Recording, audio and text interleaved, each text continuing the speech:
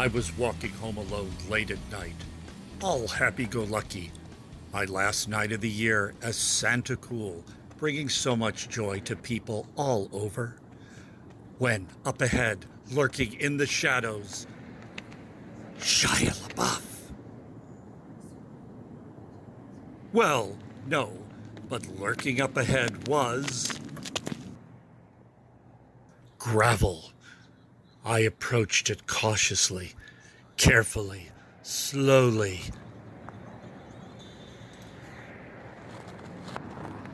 When, suddenly, the gravel betrayed me.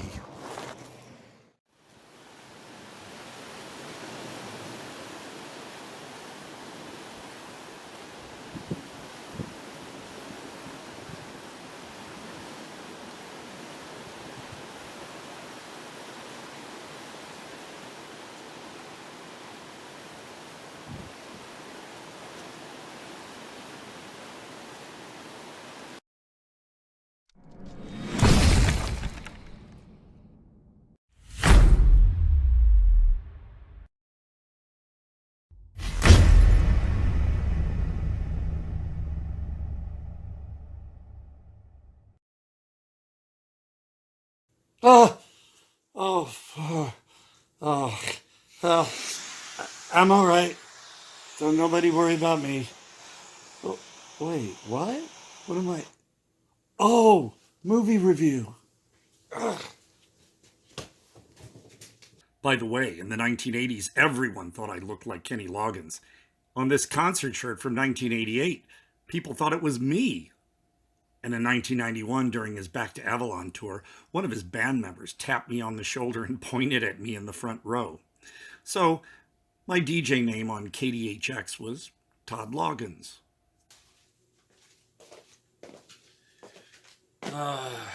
Where's the movie? Oh, there it is. Okay.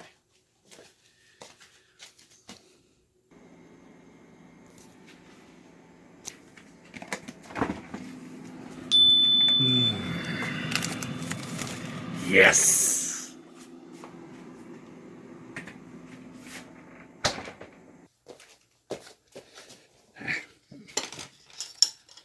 Can be right with you. Okay.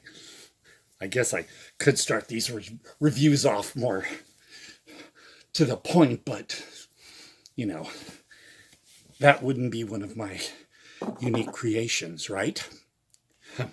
Well, greetings, everyone, and welcome to the Todd Sampler. For Without Your Head, I'm Todd Quality Jaeger, and along with my gorgeous beard, now Neil said that it was, I have my sustenance. Cheesecake man. Cheesecake. It just climaxed. Okay, so today we're going to be talking about Caddy Hack. Directed by Anthony Catanese. Did I pronounce that right, Anthony? I mean, I looked it up on pronunciation and all it kept giving me was Cantonese, the language. So I tried.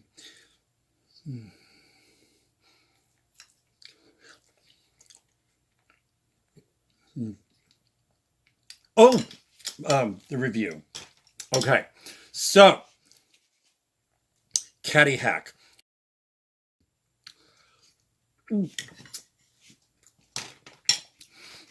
By the way, the lighting fluctuates a little bit in this video. Think of it as part of the ambiance. That, or I don't know what I'm doing technically. The film. At first, I was a little concerned. And it's just that the whole thing was so hyper. It was like caffeine laden, like the catering was just Monster Energy drinks, and everyone was cartoony. Although Becky, Googie the Nerd, and Wells Landon, the Trump type figure, were a little bit more down here, it was still just all this, like, if you got a bunch of exaggerated Woody Allens, and it just, and when somebody would be talking, the others would be like, no. So at first I was just, oh my God, what's going on here? But, stay with me on this. It'll, kind of smooth out. A lot of cartoony sound effects, the doink and doink things throughout, which, it just kept going with that. And it has more ball puns than you can shake a stick at. I mean, ball puns, testicle puns, just a lot of them. I was concerned about Hambone's Vietnam timeline, saying he fought in the Vietnam War. And I'm like, wait a minute, wouldn't that like put him in his 70s? He'd be a lot older than I am. And I'm a little up there. Like the lady on the Boost commercials. Age is just a number, and mine's unlisted. Oh, I hate that commercial. God, it's like, if you're proud of your age, if age is just a number, then why are you not telling us what it is? I digress.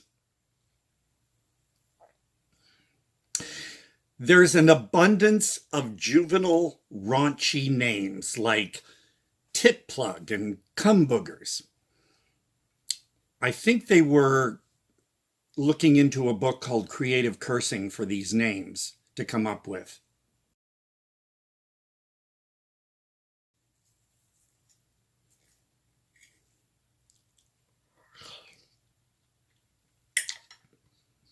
Oh,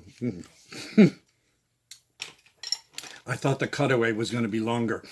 So, as I was saying, cartoony nature, somewhat along Weasels Rip My Flesh, a classic, and the exceedingly rabid wombats in Jesus Christ Superstar, that kind of thing. Except this one was a bit more cartoony than either one of these. You also have sort of like Cannibal the Musical. The characters were a bit cartoony, and there were musical numbers, just like in Caddy Hack. But this one, the characters were a bit more like right here instead of like way out here, I think. Oh, and you're going to say, wait a minute, Todd. There's a trauma right there.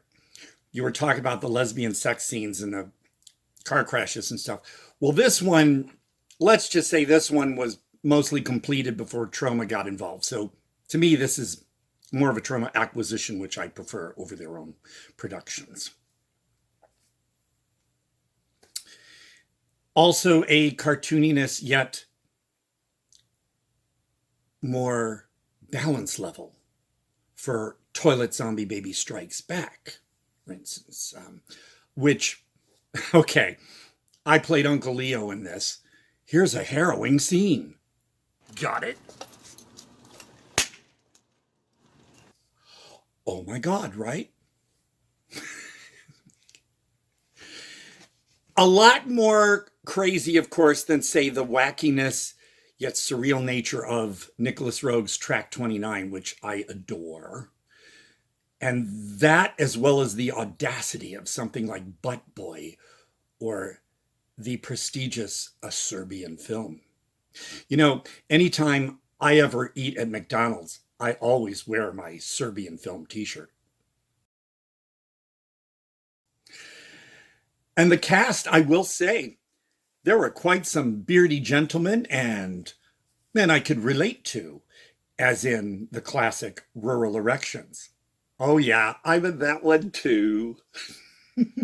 Hey, a renowned reviewer called it Hee Haw Meets Pink Flamingos.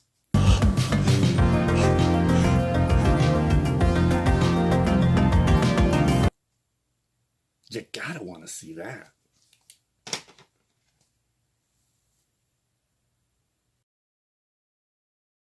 So I will get to a con part. I mentioned a few in the beginning. But right now, let's focus on the positives, the happy things. The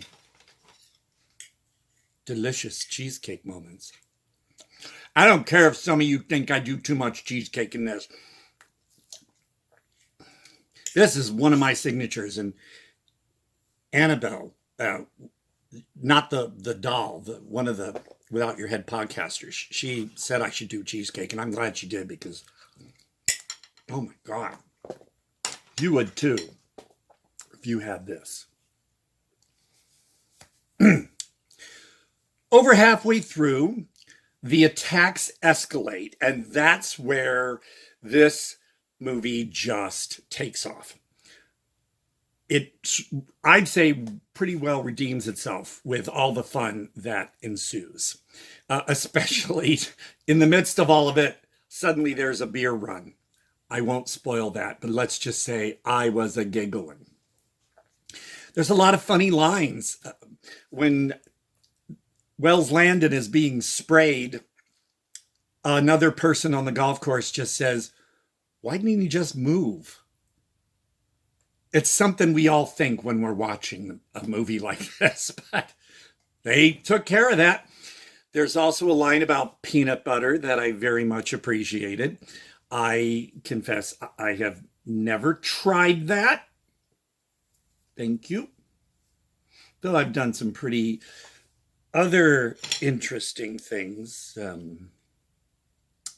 you know.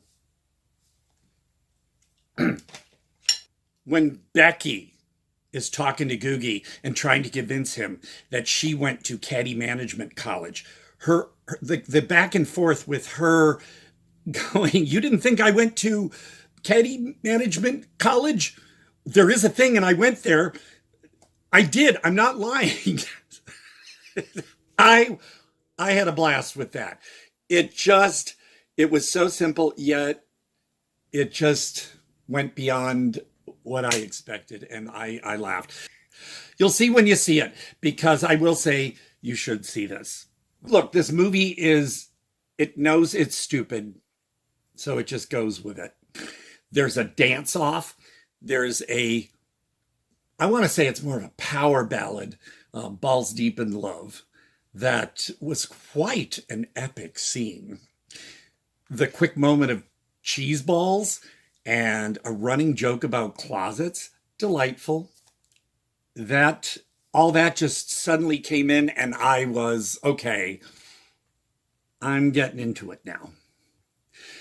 The end credits are a delight. What happens to the character Dim in all the explanations, I wasn't expecting that. It had me laughing.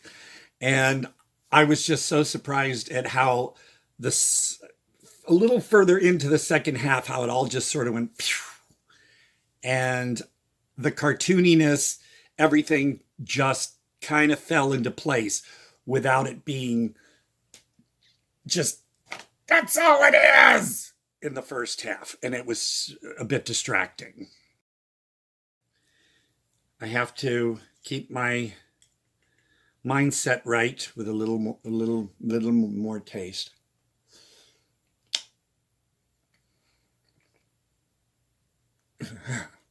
Okay. You should do that a few times a day at least. It's good for your prostate. It had just the right touch of raunchy. I mean, some of the cute names like Titplug and stuff were kind of being run into the ground a bit, like the cartoony blink noises. But it had just enough raunchiness without being, trying too hard to be disgusting. I wouldn't say there was an artfulness to that. For example, to show you, here's an artful touch from one of my creations called Toast and Tampons.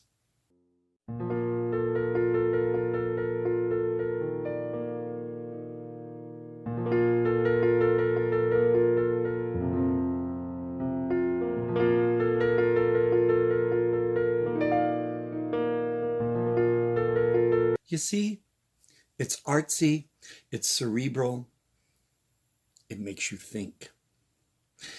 This film, not so much, but I don't think that was their intention. The cons. All right, we're going to do that. All right, I don't care. One more. The hyperactive tone, particularly a little over into the first half, it was exhausting for me. It just, I thought, is this going to just stay this way through to the end? But as I said, it then kind of boom with the attacks, and you kind of forget about the other stuff. Too many cartoony sounds. Every motion, every gesture had some kind of boink, doink. The Wells Landon speech, as long as it went, and I'm not saying it was too long, but there were so many cutaways to Hambone being all jittery from huffing. It just, Wells Landon, Hambone, Wells Landon, Hambone. 13 cutaways. I am not kidding. And I think the joke could have been conveyed with less of that. And I loved Nick. I loved Hambone, quite the bear of a man. He had a lot of speeches, though, and because of his character's stutter, they dragged a bit. There was every speech just kind of went on 2 to 3 times longer than it needed to, and that could have been their intention, the joke, but some of these jokes were run into the ground a little bit. It wore out in that manner. Okay, that's it for the negatives. Please don't hate me, because you even made mention in the lyrics at the end title rap song. If you didn't love it, you can kiss my balls or something. But no, it's okay. Every movie is going to get its criticisms, a movie like this in particular. But in the end of all things, I had some larfs. Some of you are probably saying, what's this about larfs? Have you ever seen the back cover of the Rocky Horror Picture Show soundtrack? It says lots of larfs and sex. I love the word larf. My favorite word is sassy. That's a cool word. So in summation, Caddy Hack.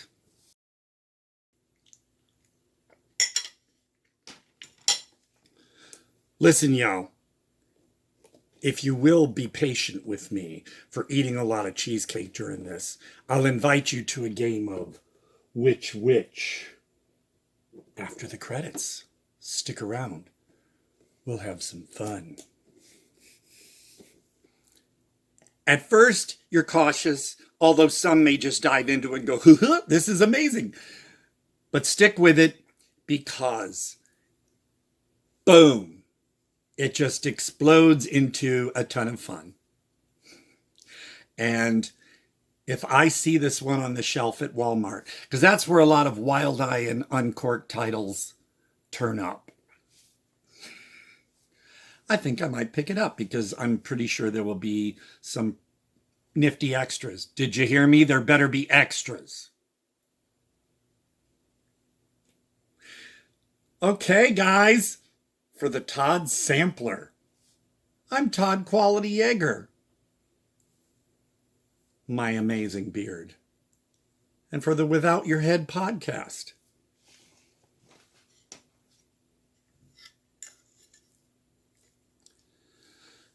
cheesecake, man. Cheesecake. It's fucking good for you.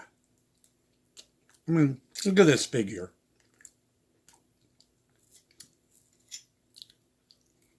You don't believe me? I'll show you my butt if I need to. Although you can see that in everything I've done anyway. All right. Now that I'm leaving the camera, oh God, I had to turn the air conditioner off so there wouldn't be any sound distractions, and this thing is making me sweat like you wouldn't believe.